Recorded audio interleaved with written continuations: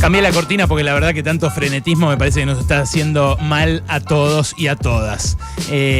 Primero, eso, calmémonos un poco. Calmémonos en los medios de comunicación, calmémonos en la dirigencia política y me parece entienda todo el mundo que estamos en un quilombo, estamos en una crisis social y la gente espera otra cosa de la dirigencia.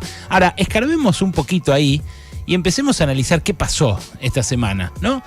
Porque es cierto, a esta hora, y bueno, soy lo más cauto posible porque cambia de minuto a minuto la situación, a esta hora todo indica que va a haber alguna clase de acuerdo, de convivencia y relanzamiento del Frente de Todos y del gobierno.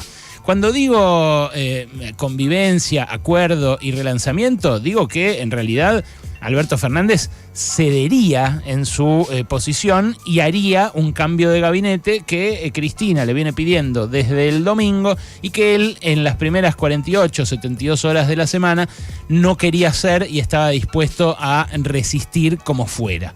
Bueno, ayer la fractura se hizo completamente expuesta y Cristina Fernández de Kirchner mandó una carta donde no solamente blanqueó que quiere la renuncia del jefe de gabinete, que quiere que el gobierno rearme el presupuesto que mandó anteayer, hace 48 horas al Congreso, para que no contemple el ajustazo que, tiene en cuenta Martín Guzmán, después de haber hecho ya un ajuste en la primera mitad de este 2021. ¿Eso implica una ruptura? Bueno, todavía no se sabe. Lo que digo es que por las fuentes que pudimos consultar, por ahora lo más probable es que haya esto, que haya un acuerdo de convivencia. Puede ser un enroque de ministros, puede ser que eche a la mayoría y designe otros nuevos.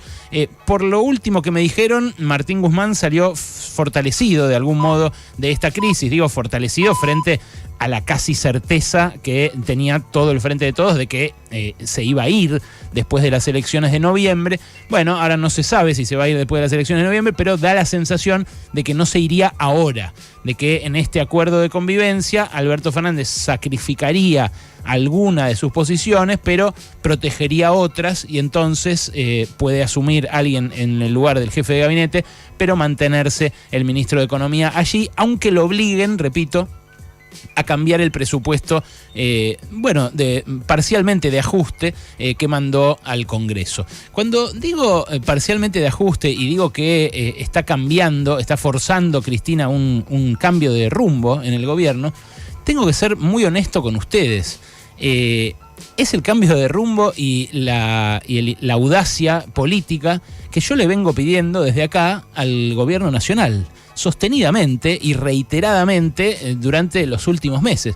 Ustedes me escucharon acá muchas veces criticar a Martín Guzmán y este giro ortodoxo que hizo el gobierno durante el principio de este año y que hoy defiende, por ejemplo, Emanuel Álvarez Agis, un economista que en su momento sonó como candidato a ministro de Economía de Alberto Fernández, que siguió hablando con los ministros del ala albertista durante todo este tiempo y que hoy saca un informe donde de algún modo sostiene que los argumentos de Cristina se chocan contra las pocas reservas que tiene el Banco Central. Lo que dice, palabras más, palabras menos, el informe del ex viceministro de Economía de Axel Kicillof, es que la plata para hacer lo que quiere Cristina no está. Y que por eso hay que firmar un acuerdo con el Fondo Monetario, como el que Cristina le está diciendo a Alberto, no estoy dispuesta a acompañar. Bueno, esa posición, la posición conservadora, la posición del albertismo, es la que nos trajo hasta acá con esta economía que no está tranquila, como suele decir el ministro de Economía, está muerta. No es que tranquilizó la economía y por eso no volvió a subir el dólar al pico de 195 que tocó en octubre del año pasado, que hoy serían como 250 mangos.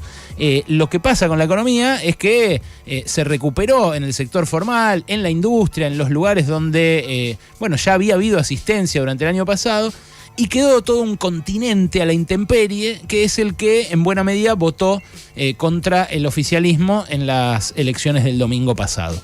En realidad, cuando uno habla con ministros de Alberto Fernández, con los ministros del equipo económico, dicen, bueno, esa es una parte de la realidad, otra parte de la realidad es que hay gente que nos vio cristinizados. Y entonces se perdió el voto que había aportado Alberto Fernández en 2019, que era el voto de los que odian a Cristina. Me crucé con una por la calle, me dijo, yo no quiero que se vaya Alberto, yo quiero que se vaya Cristina. Bueno, los ministros por eso, y me parece representando la posición del presidente, dicen, si nos deskirchnerizamos, nos puede ir mejor en las elecciones de noviembre. Si llegan a este acuerdo de convivencia, lo más probable es que no queden deskirchnerizados. Lo más probable es que queden igual que antes y al revés, que queden un poquito más kirchnerizados, porque Cristina impondría este vuelco de rumbo que te digo, es el que yo personalmente venía pidiendo que tome el gobierno desde hace varios meses. Ahora, ¿es la forma esta? Bueno, a mí me da la sensación que no. Y me da la sensación que no por una cuestión de elegancia o de modales, sino por una cuestión de eficacia.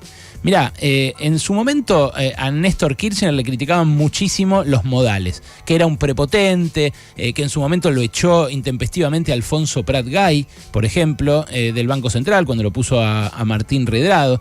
Pero esa prepotencia venía atada a la eficacia en la toma de decisiones. O sea, hacía algo que parecía prepotente y eso se cumplía, llegaba a la realidad, digamos. Bueno, da la sensación de que todo lo que pasó esta semana no es muy eficaz. Y termine como termine esta semana de rosca loca, de rosca tan tremenda, todo el tiempo permanente y tan nociva, tan destructiva, me parece que se abre un nuevo tiempo político en la Argentina, un tiempo político en el cual no sabemos bien qué va a pasar y en el cual no sabemos tampoco bien cuáles van a ser las claves ni los protagonistas.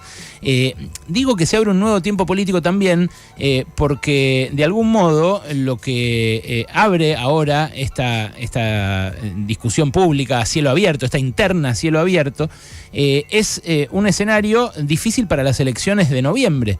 ¿Cómo va a llegar el Frente de Todos a las elecciones de noviembre? ¿Qué va a representar un voto al Frente de Todos el 14 de noviembre? ¿Va a ser un voto a Cristina o un voto a Alberto? ¿Va a ser un voto para acordar con el Fondo Monetario o un voto para no acordar con el Fondo Monetario y no hacer el programa de ajuste que el Fondo Monetario propone? Tan desordenado quedó el oficialismo después de intentar mostrar unidad en unas PASO en la que podría haber dirimido esto y podría habernos preguntado a nosotros, a los votantes, qué queríamos hacer, que ahora en realidad la oposición llegó rota a las PASO y ahora llega a las generales unida y el oficialismo le pasó al revés. Llegó unido a las PASO y va a llegar roto a las generales. Con un condimento adicional, que es que en las generales eso que está roto tiene que ir junto. Entonces hay distritos donde encabeza un kirchnerista, distritos donde encabeza un albertista y no se sabe bien, repito, a qué vas a estar votando cuando votes. ¿Quién va a poder reconstruir la autoridad presidencial ahora que Cristina decidió demoler el dispositivo de poder que inventó cuando ungió a Alberto Fernández como candidato? No lo sabemos. ¿Cómo puede darse una alternancia ordenada en medio de una polarización tan brutal, con una oposición tan destructiva también, que te cambia tanto el eje de la discusión todo el tiempo y que hasta el año pasado parecía de a ratos delirar en sus planteos? Tampoco lo sabemos. ¿Qué va a pasar con la calle, el gran ausente? Porque esto, así como se podría haber dirimido en unas PASO dentro del Frente de Todos, también se podría dirimir en las calles. También podría convocar, en vez de sacar cartas o empujar golpes palaciegos, como lo representa una renuncia masiva de ministros enviada a los medios de comunicación, también Cristina podría convocar a una marcha en contra del Fondo Monetario y que de repente se junte 1 millón de personas en la 9 de julio que estén doble vacunadas para no correr riesgo y que el Fondo Monetario vea que el país efectivamente resiste el ajuste que le quiere imponer Washington. ¿Qué pasa si las organizaciones sociales iniciaran una huelga de brazos caídos en los barrios populares donde estuvieron cuidando a la gente en protesta contra el presupuesto que envió el gobierno al Congreso y que no contempla especialmente a esos barrios en su asignación de gastos? Bueno, tampoco sabemos qué pasaría en ese caso. Son demasiadas preguntas para un momento demasiado tenso también en términos sanitarios, en términos de la sociedad, de la economía y de nuestras cabezas. Estamos, después de tantos meses de tensión por la pandemia, estamos un poco irascibles. Resulta que ahora este escenario abrió una realidad que la semana pasada en Argentina parecía impensable. Al revés, estaba Alberto Fernández diciéndole a Estados Unidos: mirá que nosotros acá somos garantía de que no hay lío callejero. Bueno, ahora parece que esa garantía se está empezando a resquebrajar. Y si Colombia, y si Chile, y si Perú, y si Brasil, y si Ecuador, y si Bolivia, y si Uruguay, que tuvo la semana pasada también una marcha de 1 millón de personas, no quedan tan lejos de la Argentina como parecía apenas hace una semana.